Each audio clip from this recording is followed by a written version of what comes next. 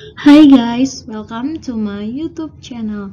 Di video kali ini aku bakal bahas review materi part 2. Dengan materi yang akan dibahas yaitu IP dan net mask, subnetting, routing, transport layer, application layer, aplikasi DNS, aplikasi layer SNMP, dan analisis QoS.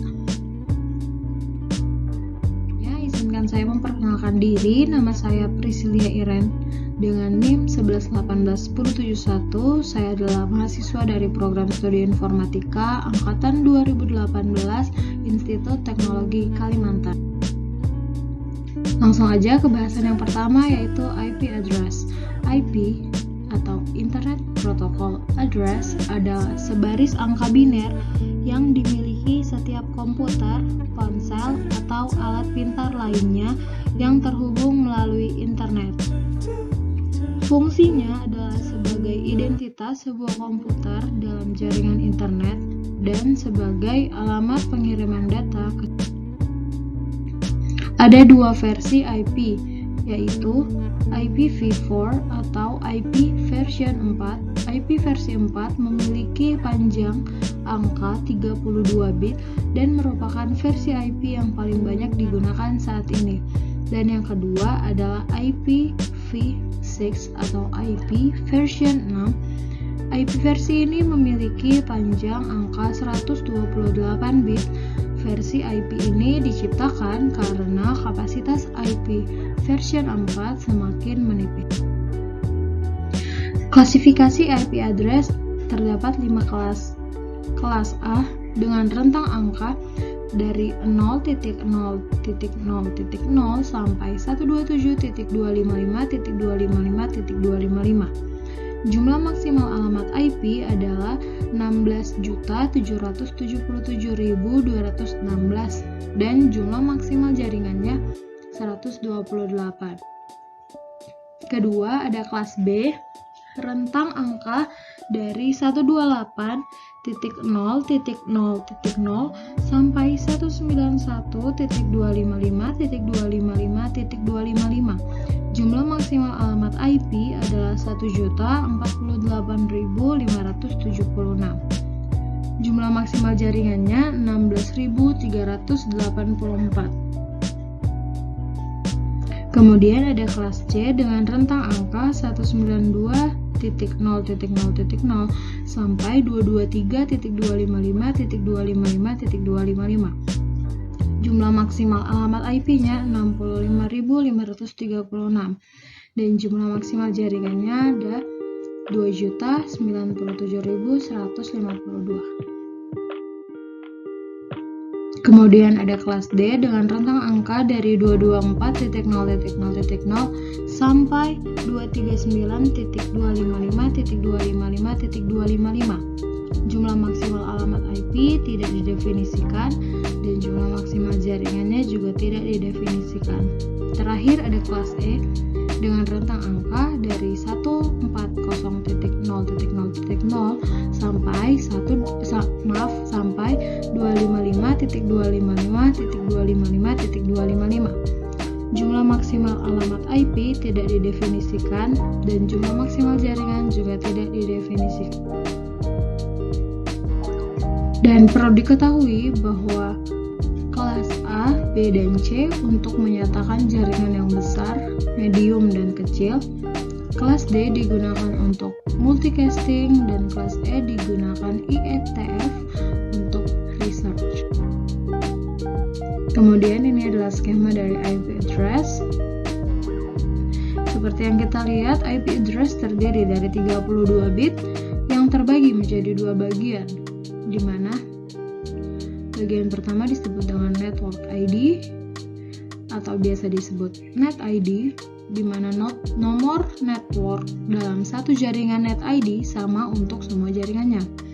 Dan yang kedua adalah host ID yang biasa disebut IP address, di mana nomor host dalam satu jaringan tidak ada yang sama.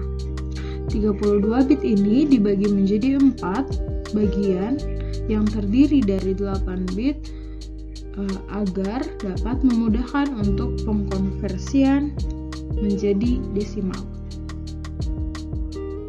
Dan ada sedikit info tambahan, yaitu broadcast address. Apa itu broadcast address?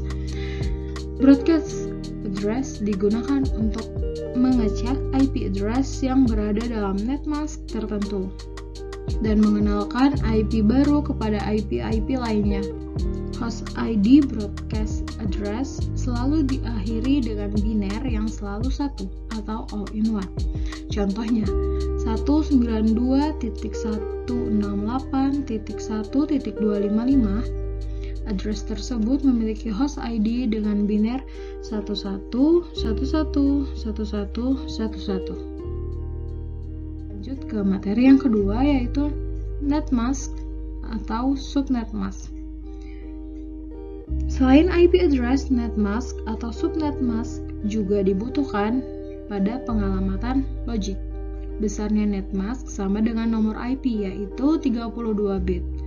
Subnetmask ini adalah suatu teknologi informasi yang berfungsi membedakan network ID dengan host ID atau sebagai penentu jumlah network ID atau host ID pada deretan kode biner.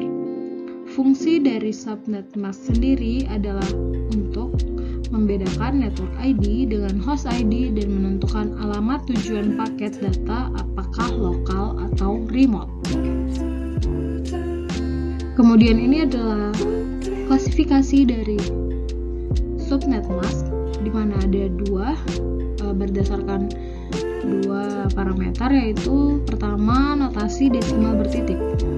Kelas alamatnya adalah kelas A, subnetmask binernya bisa kita lihat.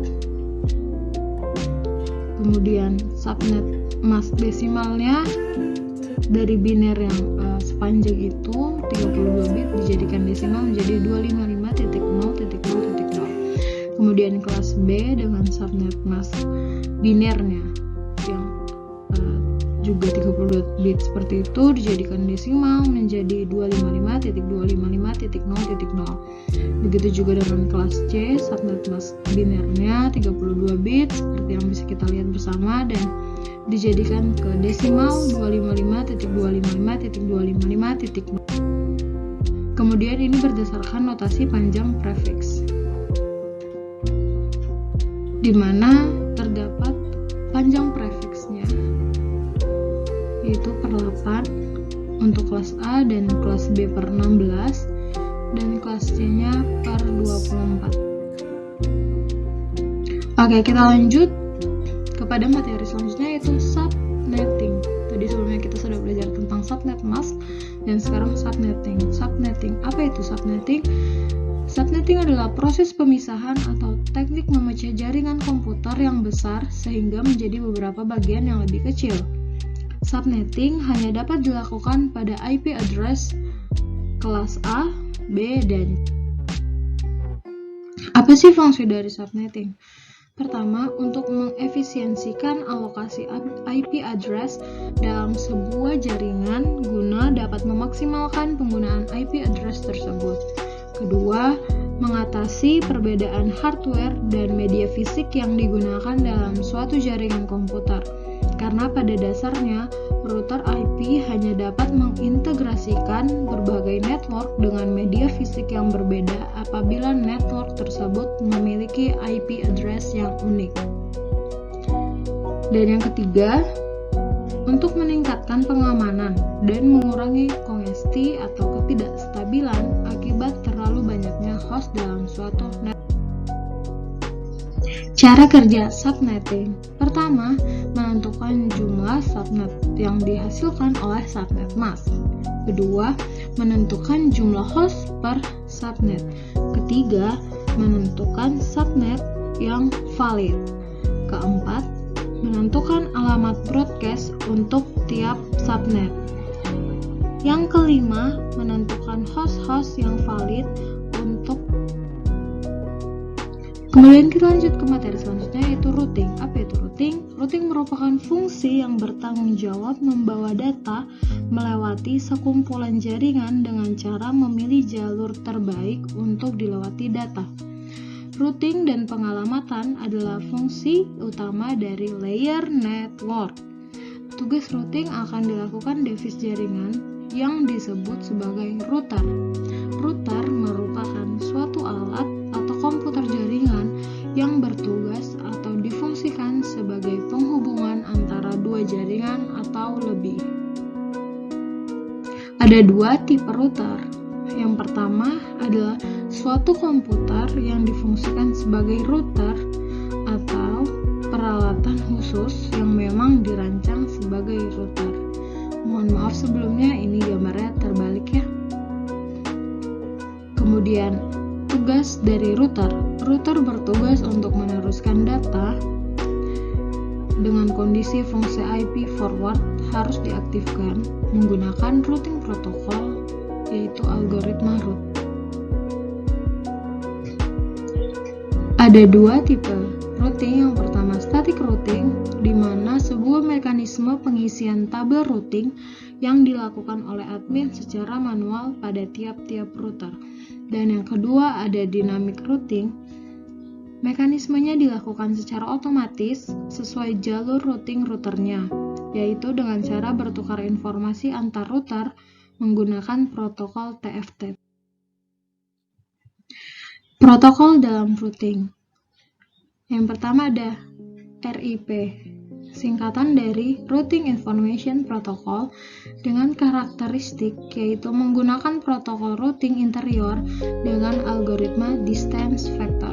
Kedua ada IGRP, singkatan dari Interior Gateway Routing Protocol, dengan karakteristik yaitu menggunakan protokol routing interior dengan algoritma Cisco distance factor. Ketiga ada OSPF, singkatan dari Open Shortest Path First, dengan karakteristik yaitu menggunakan protokol routing interior dengan algoritma link state. Keempat ada EIGRP, singkatan dari Enhanced Interior Gateway Routing Protocol, dengan karakteristik yaitu menggunakan protokol routing interior dengan algoritma Advanced Cisco Distance Factor. Dan yang kelima ada BGP, singkatan dari Border Gateway Protocol, dengan karakteristik yaitu menggunakan protokol routing exterior dengan algoritma Distance Factor. Transport layer merupakan bagian dari ISO layer yang dimana merupakan layer keempat. Layer transport bertugas melakukan sesi komunikasi antara komputer dalam jaringan dan juga menentukan bagaimana data ditransmisikan. Bisa dilihat di gambar ini, di mana ada layer transport dan apa yang dilakukan oleh layer tersebut. Ada dua protokol transport layer. Pertama, TCP atau Transmission Control Protocol, yang merupakan protokol connection oriented, yang artinya data hanya bisa ditransmisikan setelah ada proses negosiasi terlebih dahulu antara pengirim dan penerima. TCP juga digunakan untuk mentransmisikan data dalam jumlah besar. TCP menyediakan transmisi dari Reliable Communication. Kedua ada UDP atau User Datagram Protocol, yaitu merupakan connectionless communication, yaitu pada saat bekerja tidak menjamin data sampai di tujuan secara utuh. Normalnya untuk mentransmisikan data dalam jumlah kecil pada satu waktu. Ada dua komponen yang biasa digunakan pada transport layer. Pertama, port atau bisa dikatakan sebagai internal address yang disediakan untuk aplikasi tertentu pada komputer. Setiap aplikasi mempunyai port yang berbeda. Nomor port antara 0 sampai 65535. Aplikasi TCP IP biasanya menggunakan nomor port di bawah 1024. di mana setiap aplikasi biasanya nomor sudah pasti.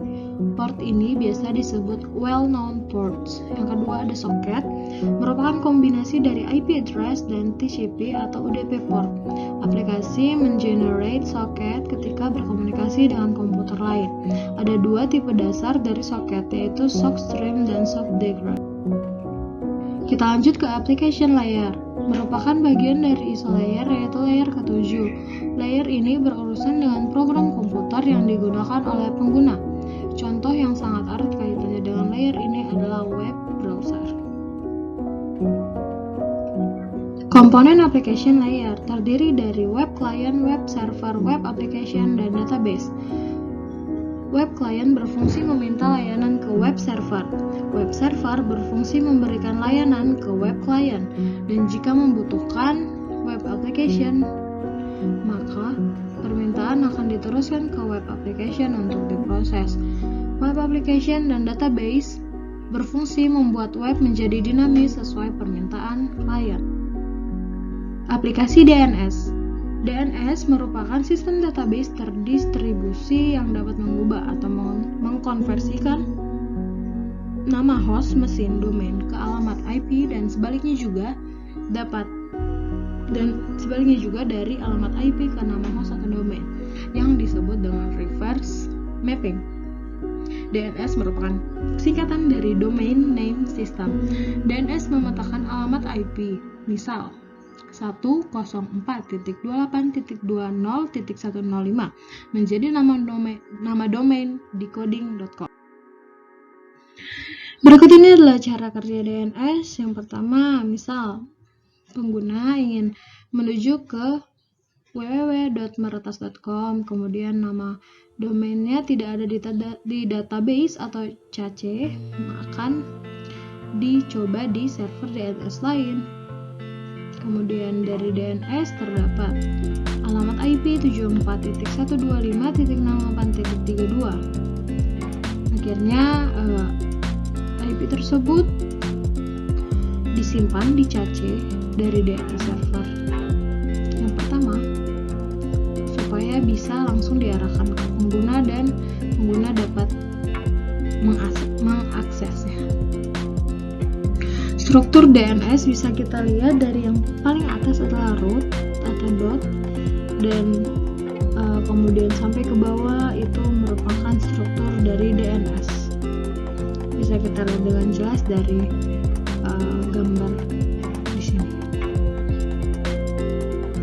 Lanjut ke komponen aplikasi DNS. Yang pertama adalah resolver, suatu pustaka yang rutin akan membuat suatu permintaan atau query dan mengirimkannya lewat jaringan ke sebuah name server. Kedua ada resolution, yaitu proses pencarian name server yang mempunyai tanggung jawab terhadap suatu domain yang akan diminta. Yang ketiga, caching, yaitu komputer menjalankan fungsi name server tetapi tidak memiliki database DNS server seperti yang cara kerja tadi sebelumnya. Kemudian contoh aplikasi dari DNS. Terdapat 3 contoh. Yang pertama, host mendapatkan alamat IP dari suatu nama host atau mendapatkan nama host dari suatu alamat IP. Kedua ada NSLookup, mencari informasi tentang node jaringan dan memeriksa isi database dari name server. Ketiga ada DIG, mencari informasi yang lebih lengkap dari suatu nama domain. DIG ini adalah singkatan dari Domain Internet Developer. Kita lanjut ke aplikasi layer SNMP. SNMP atau Simple Network Management Protocol adalah sebuah protokol yang dirancang untuk memberikan kemampuan kepada pengguna untuk memantau dan mengatur jaringan komputernya secara sistematis dari jarak jauh atau dalam satu pusat kontrol saja. Dengan menggunakan protokol ini, kita bisa mendapatkan informasi tentang status dan keadaan dari suatu jaringan. Protokol ini menggunakan transport UDP pada port 161. Elemen dari SNMP yang pertama ada manager, di mana tempat administrator jaringan mengontrol fungsi manajemen jaringan dan bertugas meminta informasi ke agent. Kedua ada agent, perangkat lunak yang dijalankan di setiap elemen jaringan yang dikelola.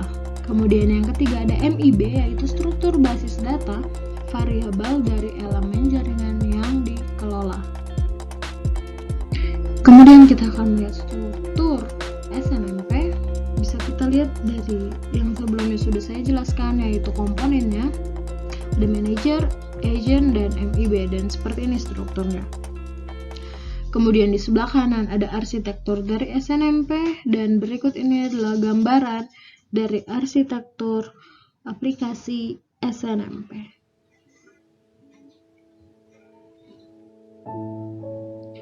Dan di SNMP terdapat jenis-jenis pesannya, bisa kita lihat dalam tabel tersebut, di mana ada pesan get request, uraiannya adalah meminta nilai sebuah variabel atau lebih, kemudian get next request meminta variabel setelah saat itu, get bulk request mengambil sebuah tabel berukuran besar, kemudian ada set request memperbarui sebuah variabel atau lebih, kemudian ada inform request di mana pesan manajer ke manajer yang menjelaskan MIB lokal, dan ada SNMP V2 trap di mana laporan tiap agen ke manajer. Kita lanjut kepada analisis QoS. QoS atau Quality of Service adalah suatu teknologi untuk mengatur dan mengontrol performa dari jaringan. QoS juga dapat didefinisikan sebagai suatu metode pengukuran yang digunakan untuk menentukan kemampuan sebuah jaringan seperti aplikasi jaringan, host, atau router dengan tujuan memberikan network service yang lebih baik dan terencana sehingga dapat memenuhi kebutuhan suatu layanan. Manfaat dari analisis QoS terdapat 4 manfaat. Pertama, memberikan prioritas untuk aplikasi-aplikasi yang kritis pada jaringan. Kedua, memaksimalkan penggunaan investasi jaringan yang sudah ada. Ketiga, meningkatkan performansi untuk aplikasi-aplikasi yang sensitif terhadap delay seperti voice dan video. Dan yang keempat, merespon terhadap adanya perubahan-perubahan pada aliran traffic di jaringan.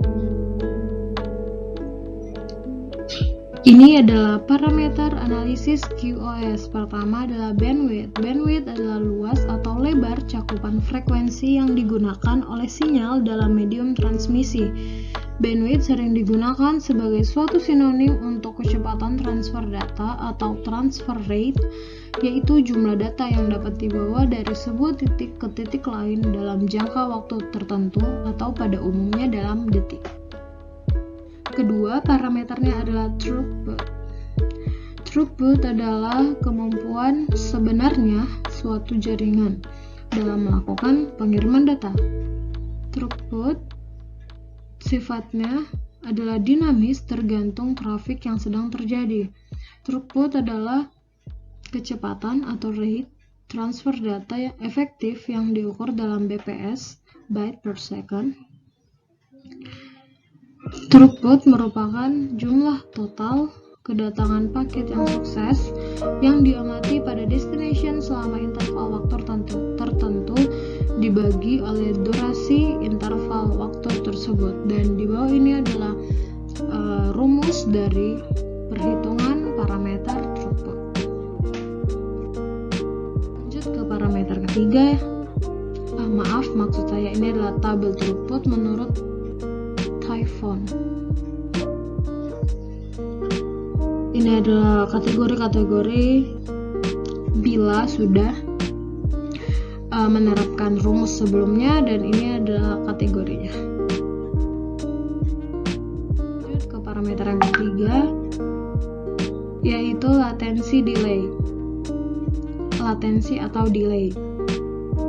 Kemudian ini adalah tabel kategorinya. Latensi atau delay adalah total waktu tunda suatu paket yang diakibatkan oleh proses transmisi dari satu titik ke titik lain yang menjadi tujuannya. Delay di dalam jaringan terdiri dari propagation delay, processing delay, packetization delay, delay serialization, delay jitter, buffer, dan queuing delay. Kemudian ada jitter, parameter yang selanjutnya. Jitter adalah variasi atau perubahan latensi dari delay atau variasi waktu kedatangan paket di terminal tujuan.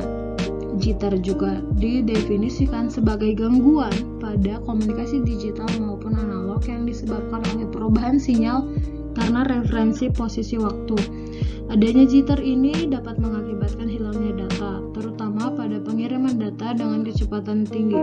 Dan sebelah kanan kita dapat melihat standar jitter menurut Typhon.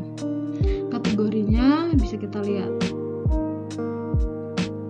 Dengan mengetahui berapa banyak jitter yang dihasilkan dalam proses akses internet, maka akan diketahui juga kualitas dari suatu device yang digunakan menghitung rata-rata nilai jitter yang dihasilkan.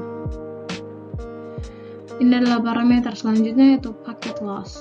Packet loss adalah parameter yang menggambarkan suatu kondisi yang menunjukkan jumlah total paket yang hilang selama proses transmisi ke tujuan.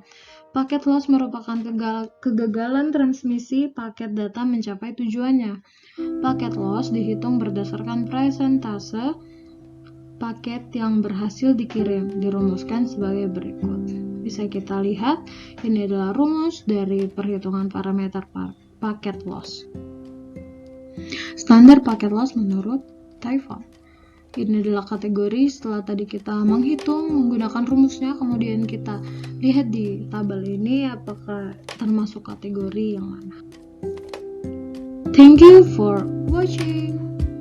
Cukup segini aja review materi yang bisa aku sampaikan. Don't forget to like, comment, and subscribe. Have a nice day. Goodbye.